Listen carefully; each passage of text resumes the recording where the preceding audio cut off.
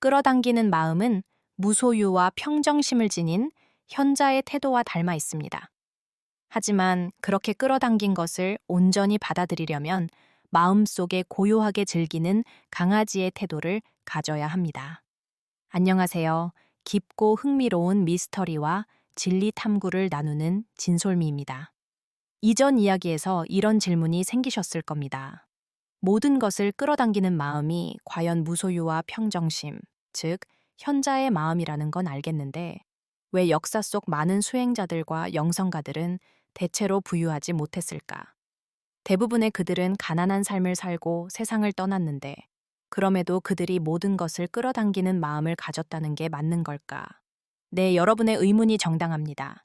그들은 진심으로 무소유와 평정심을 체험했음에도 재물을 축적하지 못했던 이유는 그들의 무의식에 깊이 자리한 거부 반응 때문입니다.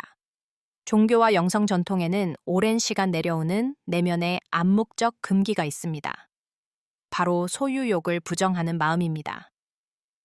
재물과 부는 탐욕과 욕망, 부정함의 산물이라는 강한 믿음이 뿌리 깊게 박혀 있었고, 그래서 가난과 결핍이야말로 진정한 영적 경지의 증거라 여겼던 겁니다.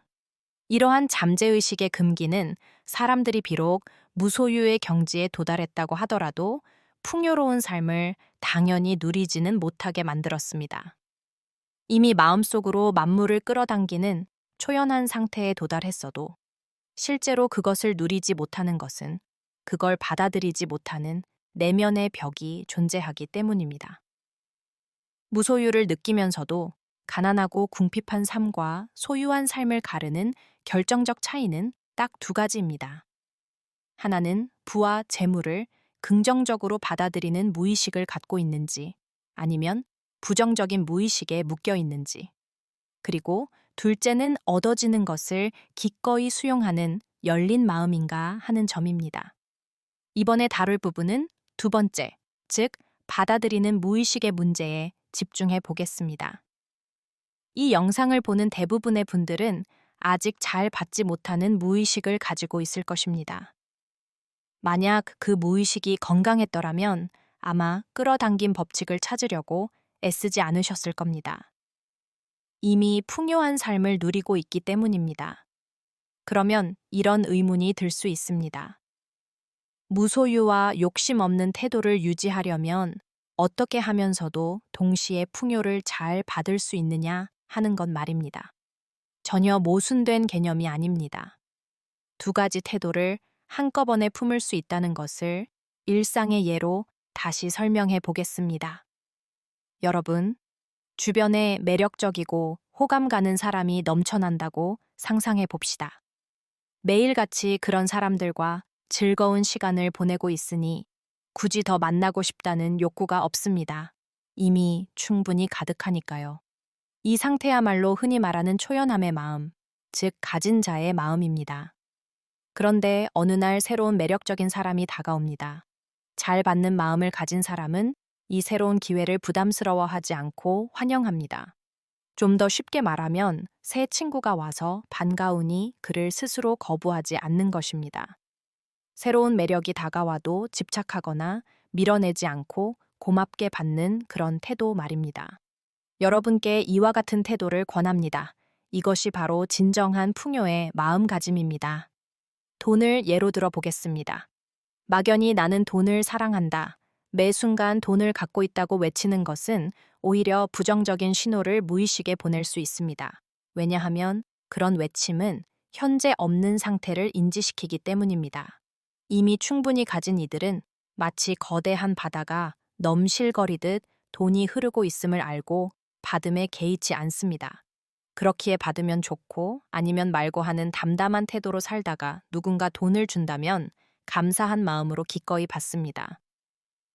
대부분의 사람은 이런 태도를 갖지 못합니다. 저 역시 오래도록 그랬습니다. 받는 것이 부담스럽고 빚지는 기분이 들어 거절하기도 했죠. 하지만 지금은 누군가 도움을 줄 때 기쁘게 받으며 무엇보다 받은 즐거움에 온전히 집중합니다. 강아지가 고구마를 먹을 때처럼 말입니다. 우리가 자꾸 강아지에게 간식을 주고 싶어 하는 이유는 강아지가 당황하거나 부담스러워하지 않고 순수한 기쁨에 온전히 집중하며 간식을 받아들이기 때문입니다.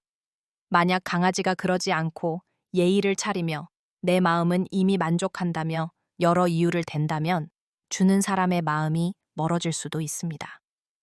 간식을 줄 때마다 부담스러워하며 무거운 마음을 내비치는 강아지보다 요구 없이 즐겁게 받아먹는 강아지에게 더 자꾸 주고 싶어지는 법입니다. 이러한 강아지의 태도가 바로 잘 받는 사람의 무의식입니다. 초연하되 받아들임에도 열린 마음을 가진 자가 진정 풍요롭고 충만한 삶을 살 수 있습니다. 무소유의 마음만 깊고 받아들이는 무의식이 닫혀 있다면 어쩌면 우리는 평생 결핍과 무용만 체험하며 실제 풍요는 멀리 있는 현자가 될지도 모릅니다. 이제 우리는 초연하고 무욕하는 마음과 동시에 잘 받는 열린 마음이 사실 상충하지 않는다는 것을 이해했습니다. 이 두 가지 태도만 명확히 익히면 굳이 끌어당김 같은 법칙을 더 탐구하지 않아도 원하는 삶을 살 수 있습니다. 이미 풍요로운 마음에서 시작된 끌어당김이 결국 끝내는 감사하며 받은 것을 기쁨으로 누리는 태도로 완성됩니다. 여러분은 얼마나 그 마음을 받아들였나요?